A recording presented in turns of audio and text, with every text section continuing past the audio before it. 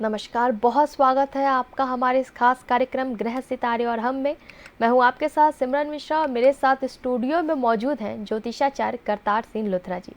गुरुजी, आपका बहुत बहुत स्वागत है हमारे इस खास कार्यक्रम में। इस कार्यक्रम में हम आपको बताएंगे कि कैसा बीतेगा आपका आज का दिन और जानेंगे आज क्या रहेगा खास।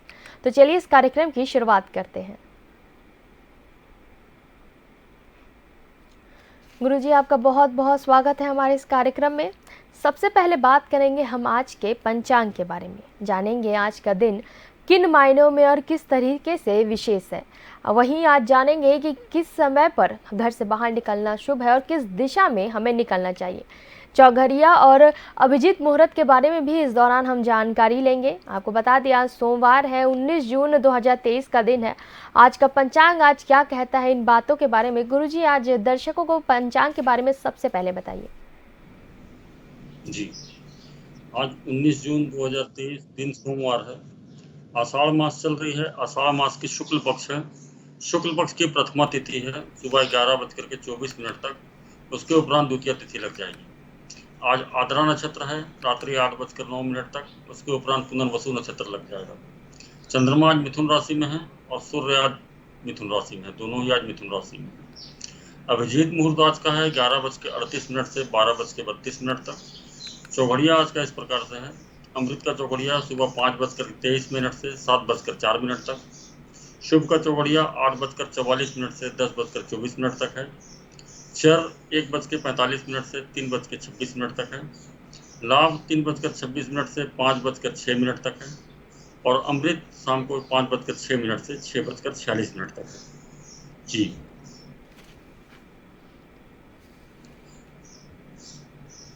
जी गुरुजी, हम बात अब करेंगे आज के दिन के बारे में। आज का दिन किन मायनों में विशेष है। आज के दिन ज्योतिष शास्त्र के अनुसार सोमवार के दिन को बहुत पवित्र माना जाता है। इसे महादेव के दिन के रूप में माना जाता है। आज का दिन महादेव को समर्पित है। इस दिन महादेव की पूजा की जाती है। गुरुजी, कुछ ऐसे उपाय बताइए जिससे महादेव का आशीर्वाद सदा हम पर बना रहे। जी, जैसा कि आज सोमवार है। सोमवार जो है चंद्रमा का दिन होता है और चंद्रमा के अधिष्ठित देवता होते हैं महादेव, भोलेनाथ। तो आज के दिन भोलेनाथ की पूजा करने से चंद्रमा बिल्कुल ठीक होने लगता है और चंद्रमा से संबंधित जो भी दिक्कतें परेशानियां आपको जीवन में चल रही हैं वो कहीं ना कहीं कम होने लगती हैं। तो शिव जी की आराधना करने के बहुत सारे तरीके हैं और सबसे बढ़िया तरीका माना जाता है शिवलिंग पे अभिषेक। जल का अभिषेक हो, नाना प्रकार की जड़ी बूटियों से अभिषेक होता है, बहुत प्रकार के द्रव्यों से अभिषेक होता है। तो हर एक अभिषेक का अलग अलग महत्व है, हर एक चीज़ों का अलग अलग महत्व है और अलग अलग इनसे मनोकामनाओं की पूर्ति होती है। तो चंद्रमा को ठीक करना सबसे ज़्यादा जरूरी होता है कुंडली में, अपने जीवन में, क्योंकि चंद्रमा यदि ठीक है तो आपकी मानसिक स्थिति ठीक रहेगी और मानसिक स्थिति यदि आपकी ठीक है तभी आप किसी भी कार्य को अच्छे तरीके से कर पाएंगे। चंद्रमा यदि कहीं ना कहीं खराब है तो मानसिक रूप से बहुत ज़्यादा परेशान रहेंगे और मानसिक रूप से यदि आप बहुत ज़्यादा परेशान रहते हैं तो कोई भी काम को करने में आप सक्षम नहीं हो पाएंगे, क्योंकि आपका मन ही नहीं लगेगा, आपका दिमाग ही नहीं लगेगा उस तरफ, तो आप किसी भी कार्य को कर नहीं पाएंगे। चंद्रमा जो है हमारे जीवन में, हमारे रिश्तों में माता का कारक होता है, बुजुर्ग स्त्रियों का कारक होता है। तो घर की जो बुजुर्ग स्त्रियां हैं, घर में जो माँ है, उन सभी को कारक होने के कारण अगर इन लोगों को तकलीफ रहेगी तो भी आपका काम किसी भी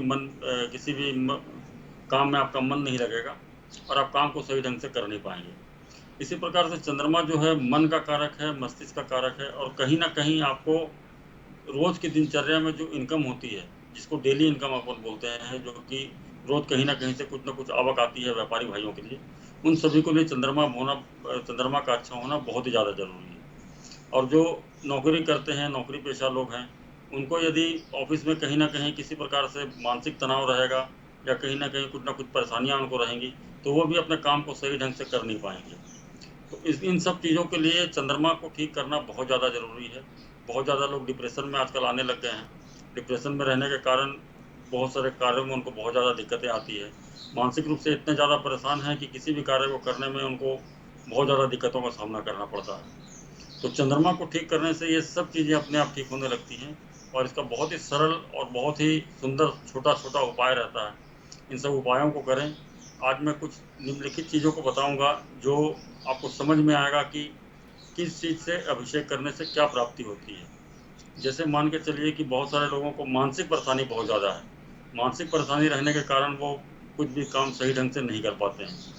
तो ऐसे लोगों को मानसिक शांति के लिए, मानसिक पीड़ा से मुक्ति के लिए उनको चाहिए कि शिवलिंग के ऊपर में दूध और जल, ये 2 चीज़ें मिला करके यदि आप अभिषेक करते हैं और इस अभिषेक के उपरांत यानी इसके बाद थोड़ा सा साबुत चावल चढ़ाते हैं, तो मानसिक रूप से व्यक्ति काफ़ी सुदृढ़ होता है और मानसिक स्थिति उसकी काफ़ी अच्छी होती है।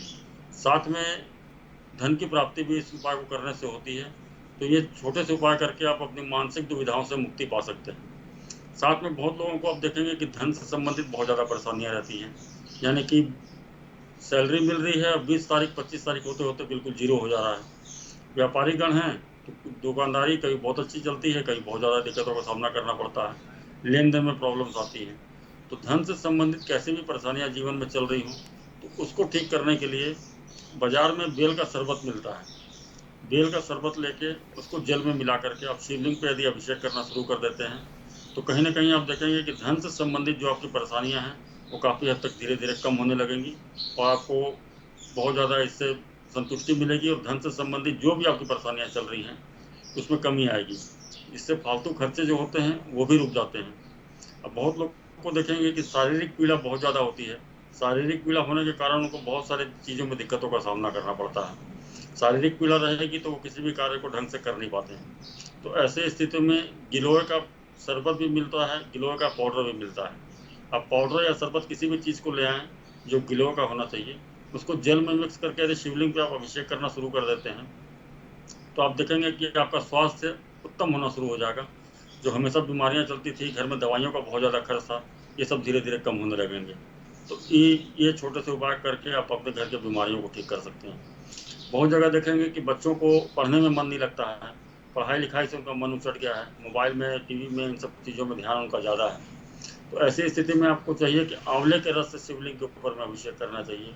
यदि आंवले के रस से शिवलिंग पर अभिषेक करते हैं तो आप देखेंगे कहीं ना कहीं आपको बच्चों की पढ़ाई से संबंधित जो दिक्कतें चल रही हैं और इससे धन से संबंधित दिक्कतें भी ठीक होती हैं। इन सब चीज़ों की दिक्कतों में धीरे धीरे कमी आनी शुरू हो जाएगी। इसी प्रकार से बहुत सारी चीज़ें हैं जो छोटे छोटे उपायों को करके व्यक्ति अपने जीवन में खुशहाली ला सकता है।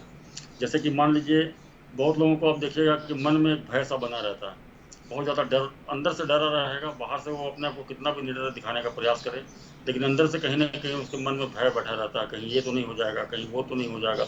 इस प्रकार की अनेक कुछ शंकाएं चलती रहती हैं। तो इसके लिए बहुत ही सुंदर उपाय है कि आप शमशान का जल ले आएँ और वहाँ के जल को ला करके शिवलिंग पर यदि आप चढ़ाते हैं तो आप देखेंगे कि मानसिक परेशानी से जितने व्यक्ति बहुत ज़्यादा जूझ रहे हैं, जिनको बहुत ज़्यादा मानसिक परेशानी है, अनजाना सा भय मन में बना रहता है, कोई दिक्कत नहीं भी है तो सोच सोच के उसको अपने जीवन में दिक्कत पैदा कर लेते हैं, ऐसे लोगों को शमशान के जल से शिवलिंग के ऊपर में अभिषेक करना चाहिए। यदि वो ऐसा करते हैं तो आप देखेंगे धीरे धीरे उनकी स्थिति ठीक होने लगेगी और इससे डिप्रेशन में गए हुए व्यक्ति और जिनका साइकाइट्रिस्ट के पास इलाज चल रहा है, जो नींद की गोलियां खाते हैं, वो भी इससे धीरे धीरे ठीक होने शुरू हो जाएंगी। तो इतने फायदे हैं शिवलिंग पर अभिषेक से, अनेक प्रकार के फायदे हैं जो कि इतने कम समय में बता पाना संभव नहीं है। तो जितने ज़रूरी थे, जो बहुत ज़्यादा जो लोग इन सब चीज़ों से परेशान चल रहे हैं, उसके लिए मैंने बताया। एक चीज़ और बताना चाहूँगा कि किसी भी लड़की का यदि ससुराल से किसी प्रकार का कोई विवाद चल रहा है या पति के साथ नहीं बनती है या कहीं ना कहीं उसको बहुत ज़्यादा दिक्कतों का सामना करना पड़ रहा है, तो ऐसी बच्चियों को, ऐसी लड़कियों को जल में थोड़ा सा हल्दी डाल करके, पीली हल्दी डाल के उससे यदि शिवलिंग पर अभिषेक करना शुरू करते हैं तो उनका वैवाहिक जीवन कहीं ना कहीं ठीक होना शुरू हो जाता है। वैवाहिक जीवन में आ रही बहुत सारी परेशानियों से उनको निजात मिलता है और ये परेशानियाँ उनकी कम होती हैं। इसी प्रकार से लड़के हैं, लड़कों को देखेंगे कि उनके जीवन में भी पत्नी से संबंधित बहुत सारी दिक्कतें चल रही हैं, वैवाहिक जीवन टूटने की स्थिति में आ गया है। तो ऐसे लड़कों को, ऐसे बच्चों को जल में थोड़ा इत्र डाल करके शिवलिंग के ऊपर में अभिषेक करते हैं तो आप देखेंगे कि उनकी ये दिक्कतें भी धीरे धीरे कम होनी शुरू हो जाती हैं। तो इस प्रकार से बहुत सारी चीज़ें हैं जो कि सिर्फ शिवलिंग के अभिषेक से प्रॉब्लम को सॉल्व किया जा सकता है और बहुत ही माइनर उपाय हैं कि ऐसे लोगों को करके इसका लाभ उठाना चाहिए। जी सिमरन। व्यक्तिगत परामर्श हेतु आप स्क्रीन पर दिखाई दे रहे नंबरों के माध्यम से गुरुजी से सीधा संपर्क कर अपनी समस्याओं से जुड़े समाधान गुरुजी से जान सकते हैं। गुरुजी सीधा रुख करेंगे राशियों की तरफ, जानेंगे आज कौन सी राशि का दिन कैसा रहेगा।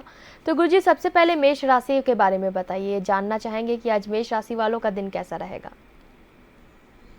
जी, आज मेष राशि वालों का आर्थिक पक्ष मजबूत रहेगा। कहीं ना कहीं से धन आने की पूरी संभावना दिखती है। आत्मविश्वास से बिल्कुल परिपूर्ण रहेंगे। आज के दिन को और अच्छा बनाने के लिए उनको शिवलिंग के ऊपर में थोड़ा शहद अर्पित करना चाहिए। यदि ऐसा करते हैं तो दिन उनका और भी शुभ हो जाएगा। अब बात करेंगे वृषभ राशि के जातकों को। वृषभ राशि के जो जातक हैं उनको सोच समझ कर कोई भी निर्णय लेना चाहिए। हड़बड़ी में यदि कोई कार्य करते हैं तो आपको आगे जाकर दिक्कतों का सामना करना पड़ सकता है। तो आज के दिन आपको शिवलिंग पर इत्र युक्त जल से अभिषेक करना चाहिए, जिससे आपकी काफ़ी परेशानियां कम हो जाएंगी। अब बात करेंगे मिथुन राशि के जातकों की। मिथुन राशि के जो जातक हैं उनकी धन लाभ की स्थिति बनी हुई है, लेकिन खर्च भी ज़्यादा होगा। तो सोच समझ कर उनको सलाह लेकर कोई भी कार्य को करना चाहिए। यदि अपने मर्जी से कोई कार्य को करते हैं तो वो डिसीजन उनका गलत हो सकता है। तो आज के दिन उनको शिवलिंग के ऊपर में आंवले के रस से अभिषेक करना चाहिए, ताकि उनका दिन काफ़ी हद तक शुभ हो जाए। और अब बात करेंगे कर्क राशि के जातकों की। कर्क राशि के जातकों को खर्च की आज अधिकता से मन में परेशानी रह सकती है। कहीं बाहर घूमने जाने का कार्यक्रम भी वो बना सकते हैं। तो आज के दिन आपको सादे छाछ से शिवलिंग पर अभिषेक करना चाहिए। यानी छाछ जिसमें कि मसाला वगैरह डाल के बनाया जाता है, नमक वगैरह, वो नहीं रहेगा। बिल्कुल सादे छाछ से शिवलिंग पर अभिषेक करें। यदि ऐसा करते हैं तो दिन आपका काफ़ी शुभ हो जाएगा। अब बात करेंगे सिंह राशि के जातकों की। सिंह राशि के जो जातक हैं उनका धन लाभ बहुत अच्छा रहेगा। कहीं ना कहीं धन से संबंधित जो परेशानियां उनको चल रही थी वो आज काफ़ी हद तक कम हो जाएंगी। मेहनत ज़्यादा उनको करनी पड़ सकती है, लेकिन भाग्य का सहयोग थोड़ा सा उनको कम मिलेगा। तो मेहनत आज ज़्यादा करें तो आपके सारे कार्य सिद्ध होंगे। आज के दिन आपको शिवलिंग पे सरसों के तेल से अभिषेक करना चाहिए। यदि आप ऐसा करते हैं तो दिन आपका काफ़ी शुभ हो जाएगा। अब बात करेंगे कन्या राशि के जातकों की। कन्या राशि के जातकों को भाग्य का पूरा सहयोग मिलने की संभावना है। कर्म क्षेत्र में उनको सफलता प्राप्ति के योग हैं। जो कार्य वो कर रहे हैं उसमें आज पूरी तरह से सफलता मिल सकती है उनको। तो आज के दिन उनको शिवलिंग के ऊपर में कोई सुगंधित द्रव्य चढ़ाना चाहिए। सुगंधित द्रव्य यानी इत्र वगैरह कुछ भी चढ़ाते हैं उनके लिए काफ़ी अच्छा रहेगा। अब बात करेंगे तुला राशि के जातकों की। तुला राशि के जो जातक हैं उनके कर्म क्षेत्र में सफलता मिलेगी। पदोन्नति के योग हैं। आज उनकी अपने पद से उन्नति हो सकती है। तो आज के दिन उनको शिवलिंग के ऊपर में थोड़ा दही चढ़ाना चाहिए। यदि शिवलिंग के ऊपर में थोड़ा दही चढ़ाते हैं तो उनके लिए काफ़ी अच्छा रहेगा। अब बात करेंगे वृश्चिक राशि के जातकों की। वृश्चिक राशि के जातकों को भाग्य बहुत प्रबल है। पूरा भाग्य का सहयोग मिलेगा उनको। अपने जीवन साथी के सहयोग से जो कार्य यदि आज करते हैं तो उनको पूरी तरह से सफलता मिलने के योग दिख रहे हैं। तो आज के दिन को और अच्छा करने के लिए उनको शिवलिंग के ऊपर गुड़ के पानी से अभिषेक करना चाहिए। यदि शिवलिंग पर गुड़ के पानी से अभिषेक करते हैं तो उनको बहुत सारे आज के दिन में फायदे मिल सकते हैं। अब बात करेंगे धनु राशि के जातकों की। धनु राशि के जो जातक हैं उनको प्रेम संबंध कुछ चल रहे थे उसमें ब्रेकअप होने के योग दिखते हैं। मन में अशांति के भाव रहेंगे, जिनके कारण मन थोड़ा उनका परेशान रह सकता है। आज शिवलिंग पर थोड़ा हल्दी युक्त जल से अभिषेक करें। यदि आप ऐसा करते हैं तो आपको काफ़ी हद तक सफलता मिलेगी। अब बात करेंगे मकर राशि के जातकों को। मकर राशि के जो जातक हैं उनको मानसिक चिंता रहेगी। कहीं ना कहीं पुराने रोग कुछ चल रहे थे तो वो रोग जो है आज उभर कर आ सकते हैं। तो थोड़ा आपके स्वास्थ्य को ध्यान रखना पड़ेगा। आज आपको अपने स्वास्थ्य के प्रति सचेत रहना होगा। आज के दिन आपको शिवलिंग के ऊपर में दूध और शहद मिला करके अर्पित करना चाहिए। यदि आप ऐसा करते हैं तो आपके लिए काफ़ी शुभ हो जाएगा। अब बात करेंगे कुंभ राशि के जातकों की। कुंभ राशि के जातक जितने भी हैं उनके कुछ पुराने विवाद हो रहे थे, पुराने विवाद चल रहे थे, तो उसमें कुछ ना कुछ सफलता मिलने के योग नज़र आते हैं। पुराने विवाद हल होते हुए नजर आ रहे हैं। जीवन साथी के सहयोग से आज कोई भी कार्य को करेंगे तो कार्य आपके सिद्ध हो जाएंगे। तो इस क्षेत्र में आपको विशेष रूप से ध्यान देना चाहिए। आज आपको शिवलिंग के ऊपर में थोड़ा सरसों तेल चढ़ाना चाहिए। यदि आप ऐसा करते हैं तो आपके लिए काफ़ी शुभ रहेगा। अब बात करेंगे अंतिम राशि यानी मीन राशि की। मीन राशि के जो जातक हैं उनको धन संचय के अच्छे योग बन रहे हैं। कहीं ना कहीं धन प्राप्ति अच्छी होगी, उसको संचय भी कर सकते हैं। अपने पिता के स्वास्थ्य का विशेष रूप से ध्यान रखें। कहीं ना कहीं पिता का स्वास्थ्य थोड़ा मोड़ा खराब हो सकता है। तो आज के दिन आपको शिवलिंग पर थोड़ा केसर चढ़ाना चाहिए। यदि आप ऐसा करते हैं तो दिन आपका काफ़ी हद तक शुभ हो जाएगा। जी सिमरन। व्यक्तिगत परामर्श हेतु आप स्क्रीन पर दिखाई दे रहे नंबरों के माध्यम से गुरुजी से सीधा संपर्क कर अपनी समस्याओं से जुड़े समाधान गुरुजी से जान सकते हैं। गुरुजी सीधा रुख करेंगे कुंडलियों की तरफ। तो एक पत्र हमें मिला है, जिन्होंने भेजा है उनका नाम है संदीप और इनका जन्म तिथि है 17 अक्टूबर 1975। समय है रात्रि के 2 बजे और स्थान है मुंगेली। इनका प्रश्न है कि व्यापार में इनकी काफ़ी दिक्कतें चल रही है और कर्ज ज़्यादा हो गया है, इनका स्वास्थ्य भी खराब रहता है, ये उपाय जानना चाहते हैं। जी, देखिए इनकी कुंडली जो है वो सिंह लग्न की है और कुंभ राशि की है। कुंभ राशि होने के कारण इनको अभी जीवन में 7.5 चल रही है और शनि इनके 12वें घर में यानी खर्च के स्थान में बैठा हुआ है। तो ऐसी स्थिति में क्या है कि शनि एक तो मार्केश है, इनके राशि स्थान का स्वामी भी है, कर्ज स्थान का स्वामी भी है और साथ में 12वें घर में जाके बैठ जाने के कारण कहीं ना कहीं इनको कर्ज से संबंधित कुछ ना कुछ दिक्कतें दे रहा है। हालांकि इनकी कुंडली में चंद्रमा और शनि का ट्रांसफर योग है, जिसके कारण बहुत ज़्यादा दिक्कत तो इनको नहीं आएगी, लेकिन जो इनकी आवश्यकता है वो पूर्ति कहीं ना कहीं होती रहेगी। ऐसा नहीं है कि बिल्कुल बहुत ज़्यादा इनको दिक्कत आएगी। अगर ये नॉनवेज या ड्रिंक करते हैं, नॉनवेज खाते हैं, तो उसको बिल्कुल पूरी तरह से बंद कर देना चाहिए अभी के समय में। यदि ये नॉनवेज और ड्रिंक नहीं करते हैं तो इनको बहुत ज़्यादा दिक्कतों का सामना तो नहीं करना पड़ेगा, लेकिन परेशानियाँ कुछ हद तक तो रहेंगी। इनको कुछ ना कुछ उपाय करने चाहिए। जैसे इनकी कुंडली में ये व्यापार करते हैं तो बुध इनकी कुंडली में अस्त है। बुध अस्त होने से व्यापार करने वाले व्यक्तियों को थोड़ी सी परेशानियों का सामना करना पड़ता है। व्यापार में काफ़ी ज़्यादा उतार चढ़ाव की स्थिति बनी रहती है। तो व्यापार में बहुत ज़्यादा उतार चढ़ाव रहेंगे तो आपको कहीं ना कहीं कर्ज होने की भी संभावना बनती है और लेन देन आपका सही नहीं रहेगा तो मार्केट में नाम खराब होता है। तो ऐसी स्थिति में सबसे पहले बुध को ठीक करना इनके लिए बहुत ज़्यादा ज़रूरी है। और इनकी महादशा भी अभी बुध की ही चल रही है और बुध के अंदर में शनि के अंदर दशा ही चल रही है, जो कि 7वें महीने 2024 तक इनको चलेगी। तो अभी के लिए इनको सबसे पहले उपाय करना चाहिए कि बुध को जागृत करने के लिए कहीं ना कहीं किन्नरों को कुछ ना कुछ इनको दान करना चाहिए। किन्नरों को यदि हरी वस्तुओं को दान करते हैं, यानी हरे रुमाल हो गए, हरे रंग की चूड़ियाँ हो गई, जो नेल पॉलिश वगैरह हो गए जो कि हरे कलर के हों, ऐसी चीज़ों को यदि किन्नरों को ये दान करते हैं तो इनके लिए धीरे धीरे बुध जो है अपना अच्छा प्रभाव देना शुरू कर देगा। और कहीं ना कहीं इनकी बुध जब कुंडली में अच्छी होगी तो इनका व्यापार बिल्कुल अच्छा चलना शुरू हो जाएगा। साथ में इनको 9 वर्ष से छोटी कन्याओं को, जैसे कि अभी गुप्त नवरात्रि चल रही है, आज से शुरू हो गई है, तो 9 वर्ष से छोटी कन्याओं को बादाम खिलाना चाहिए। यदि 9 वर्ष से छोटी कन्याओं को बादाम खिलाते हैं तो कहीं ना कहीं उससे भी बुध इनका जागृत होगा और बहुत हद तक ठीक रहेगा। और अभी गुप्त नवरात्रि चल रही है और अगले जो भी नवरात्रियाँ आएंगी, सभी नवरात्रियों में इनको कन्या पूजन अवश्य करना चाहिए। यदि कन्या पूजन करते हैं तो भी आप देखेंगे इनको बहुत हद तक दिक्कतों का सामना कम करना पड़ेगा। शनि के लिए इनको जो कि कर्ज इनको दे रहा है और कर्ज की वजह से परेशानी आ रही है, उसके लिए छोटे मोटे उपाय हैं। जैसे 12 बादाम, जो कि साबुत बादाम होने चाहिए, जो ऊपर से छिलका लगा हुआ साबुत बादाम होता है, वैसे बादाम को काले कपड़े में बांध के अपने तिजोरी में डाल देना चाहिए। यदि ऐसा ये करते हैं और ये शनिवार के दिन ये उपाय यदि ये कर लेते हैं तो आप देखिएगा कहीं ना कहीं इनका कर्ज उतरना शुरू हो जाएगा और जो भी पैसे आएंगे वो कर्ज उतारने में लगाइए। यदि ऐसा ये करते हैं तो आप देखिएगा धीरे धीरे कर्ज भी इनको उतर जाएंगे और जो व्यापार भी इनका है स्टेबल हो जाएगा और इनके लिए बहुत ही अच्छा रहेगा। जी सिमरन। व्यक्तिगत परामर्श हेतु आप स्क्रीन पर दिखाई दे रहे नंबरों के माध्यम से गुरुजी से सीधा संपर्क कर अपनी समस्याओं से जुड़े समाधान गुरुजी से जान सकते हैं। गुरुजी, एक और पत्र हमें प्राप्त हुआ है, ये जिसने भेजा है उनका नाम है सीमा और उनका जन्म तिथि है 22 जून 1974। समय है शाम के 6:30 बजे, स्थान है कोलकाता। इनका सवाल है कि ये अपने पति से बहुत परेशान है, बच्चे भी इनके बड़े हो गए हैं, अभी भी पति शराब पीकर इनके साथ मारपीट करते हैं। तो ये उपाय जानना चाहती हैं कि इनके जीवन में आने वाला समय बेहतर हो सके। जी, इनकी कुंडली धनु लग्न की है और कर्क राशि की है। तो धनु लग्न में कर्क राशि जब बनता है तो चंद्रमा 8वें घर में चला जाता है।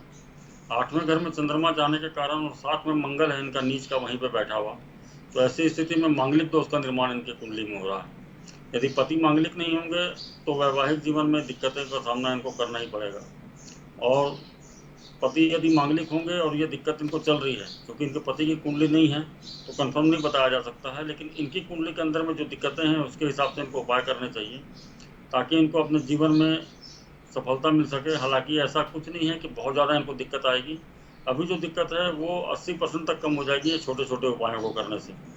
तो इनको सबसे पहले उपाय करना चाहिए कि तंदूर में बनी हुई मीठी रोटी, यानी तंदूर में मीठी रोटी आपको गुड़ से आटे को गूंद करके तंदूर में उस रोटी को बनवाना है, यानी किसी ढाबे वगैरह में बनवाइए 8 रोटी प्रत्येक मंगलवार को बना करके आपको आवारा कुत्तों को, गाय को और कौवों को खिलाना चाहिए।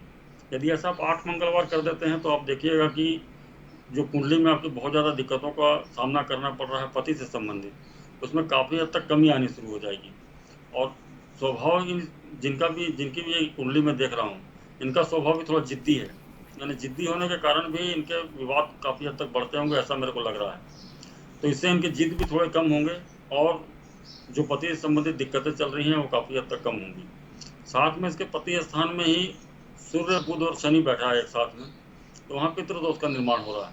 तो ऐसी स्थिति में पितृदोष का निर्माण होने से क्या होता है, और जो इनके पति स्थान का स्वामी बुध है वो भी वक्री है, तो ऐसी स्थिति में क्या होता है कि कहीं ना कहीं पति थोड़ा शॉर्ट टेम्पर्ड होता है, मतलब वो अचानक से उसको गुस्सा आता है और अचानक से गुस्सा आकर के वो कुछ भी कर देता है, उसको भी समझ में नहीं आता कि मैं क्या किया हूँ। ऐसे लोगों को बाद में पछतावा भी होता है कि मैंने ये गलत कर दिया है।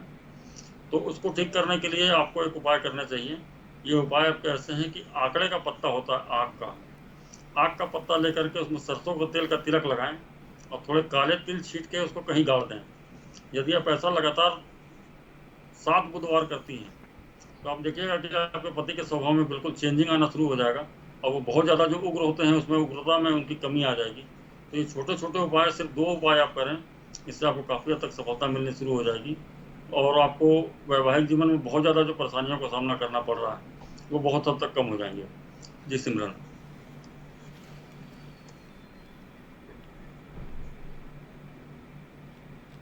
जी गुरुजी, एक और पत्र हमें प्राप्त हुआ है। इसे भेजने वाले का नाम है प्रदीप और इनका जन्म तिथि है 2 सितंबर 1981 और समय है शाम के 4:45 और स्थान है भिलाई। इनका प्रश्न है कि 2019 में ये नौकरी छोड़कर इन्होंने व्यापार शुरू किया था। काम तो ठीक चल रहा है इनका, लेकिन पैसे की इनके पैसे इसमें फंस चुके हैं और समय में पेमेंट नहीं आने के कारण व्यापार में दिक्कतों का इन्हें सामना करना पड़ रहा है। तो ये उपाय जानना चाहते हैं। जी, इनकी कुंडली है मकर लग्न की और तुला राशि की। तो कुंडली तो इनकी अच्छी है, सिर्फ एक कुंडली में बहुत बड़ी दिक्कत दिख रही है, जो कि ये है, इनकी कुंडली में है काल सर्प दोष, जो कि व्यापार स्थल से ही बना हुआ है और वहीं पे अंगारक दोष बन रहा है।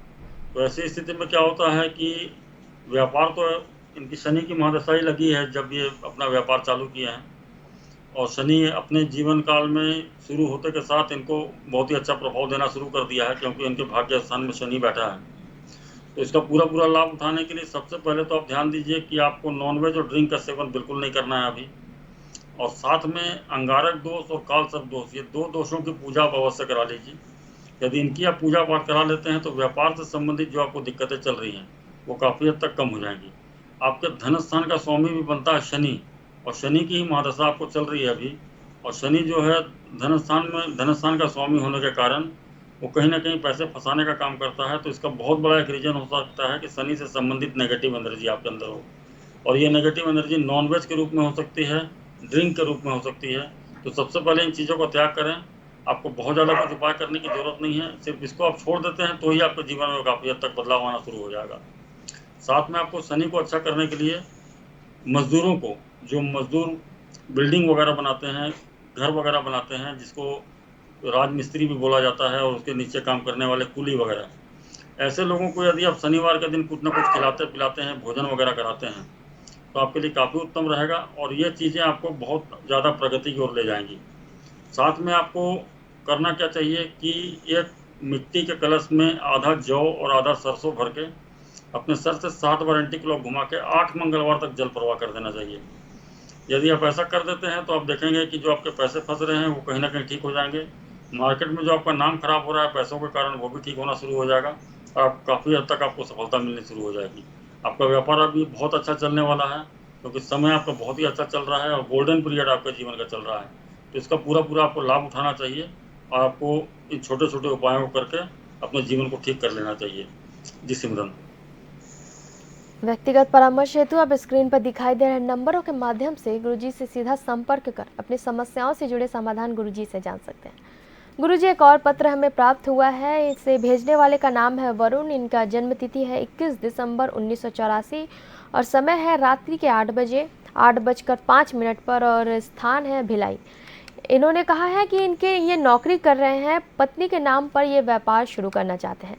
सफलता मिलेगी या नहीं, या व्यापार करने के योग समय सही है या नहीं, ये जानना चाहते हैं। जी, देखिए इनके इनकी जो कर्क लग्न की कुंडली बन रही है और वृश्चिक राशि की कुंडली बन रही है, तो कुंडली तो इनकी बहुत अच्छी है। एक हिसाब से देख के चले, 8वां मंगल है, मांगलिक दोष है कुंडली में। पत्नी भी यदि मांगलिक होगी तो बहुत ही अच्छा रहेगा इनके लिए।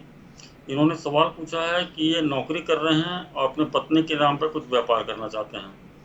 तो इनके जो पत्नी का स्थान का स्वामी है वो बनता है शनि, और इनके खुद के स्थान का स्वामी है वो बनता है चंद्रमा। ये दोनों पंचम स्थान में बैठे हैं, तो कहीं ना कहीं पत्नी से कुछ व्यापार कराते हैं तो इसमें पूरी तरह से सफलता इनको मिलेगी। इसमें कहीं कोई संशय वाली बात नहीं है। उनका नाम रख करके भी यदि व्यापार करना चाहते हैं तो भी उनको बहुत हद तक सफलता मिलेगी। सिर्फ छोटे छोटे उपाय करने पड़ेंगे, क्योंकि ये दोनों योग बन करके इनकी कुंडली में विष योग का निर्माण भी कर रहे हैं। तो कहीं ना कहीं व्यापार शुरू में करते हैं तो बहुत ही अच्छा चलेगा। आगे जाके थोड़ी दिक्कतों का सामना इनको करना पड़ सकता है, तो उसके लिए कुछ उपाय करके आप व्यापार को चालू करें, ताकि आपको दिक्कतों का सामना आगे जाके नहीं करना पड़े। तो ये उपाय आपको छोटे छोटे मैं बता रहा हूँ, इन उपायों को आप अवश्य कीजिए। और साथ में आपकी कुंडली जो है उसमें कहीं ना कहीं आप देखेंगे कि पिशाच दोष बन रहा है, विष योग वगैरह बन रहा है, जड़त्व दोष एक कुंडली में बन रहा है, जो कि काफ़ी हानिकारक हो सकता है व्यापार के मामले में। तो इन सब चीज़ों की छोटी मोटी पूजाएं होती हैं, वो पूजाओं को आप करा लीजिएगा तो आपके लिए बहुत ही अच्छा रहेगा। आपकी पत्नी के नाम पर व्यापार जो करेंगे उसमें भी आपको काफ़ी हद तक इससे सफलता मिलेगी। साथ में उपाय के रूप में आपको क्या करना है कि आपको ये कुंडली, चूंकि मैं आपकी देख रहा हूँ तो आपकी कुंडली के हिसाब से ही उपाय आपको बता रहा हूँ। आपको आवारा कुत्तों को दही और भात खिलाना चाहिए। दही और भात मिला करके यदि आवारा कुत्तों को आप खिलाते हैं तो आप देखेंगे कहीं ना कहीं आपको जो परेशानियों का सामना करना पड़ सकता है वो ठीक होनी शुरू हो जाएगी, और इससे आपके जीवन में भी काफ़ी सारी चेंजिंग आएगी। साथ में आपको चाहिए कि नमकीन भात, यानी चावल में थोड़ा नमक डाल करके पक्षियों को जरूर डालना चाहिए आपको। ये दोनों उपाय आपको 43 दिनों तक करने हैं। यदि आप ऐसा कर देते हैं तो आप देखिएगा कि आप जो भी पत्नी के नाम पर व्यापार कर रहे हैं, या आपकी जो मना स्थिति है, आपकी जो मानसिक स्थिति है, वो भी काफ़ी हद तक ठीक होनी शुरू हो जाएगी। क्योंकि कुंडली बताते हैं कि आप भी बहुत ज़्यादा संशय में रहते हैं, बहुत ज़्यादा डबल माइंडेड रहते हैं, तो वो भी चीज़ें धीरे धीरे करके ठीक होनी शुरू हो जाएंगी। आपकी कुंडली में काल सर्प योग भी है, हो सके तो इसकी भी एक बार पूजा कभी त्र्यंबकेश्वर या उज्जैन वगैरह जाएं तो वहाँ पे अवश्य करा लीजिएगा, तो आपके लिए ज़्यादा अच्छा रहेगा। तो ये छोटे छोटे उपायों को करने से आपको काफ़ी हद तक सफलता मिलेगी। आप पत्नी के नाम पर व्यापार कर सकते हैं। अभी आपकी चंद्रमा की महादशा भी शुरू हो गई है, तो नहीं, ये जून में आपको शुरू होगी 2024 में। तो चंद्रमा की महादशा जब शुरू होगी तो एक तरफा समय आपका रहेगा उस समय, तो उस समय आपको विशेष रूप से सफलता मिलेगी। यदि आप व्यापार करते भी हैं तो उसको स्टेबल होते होते 1 आध साल तो लग ही जाता है। तो ये मान के चलिए कि जून 2024 से आपका एक तरफा समय बिल्कुल आ रहा है, तो आप इस समय बिल्कुल पत्नी के नाम पर व्यापार करें, आपको अवश्य सफलता मिलेगी। जी सिमरन।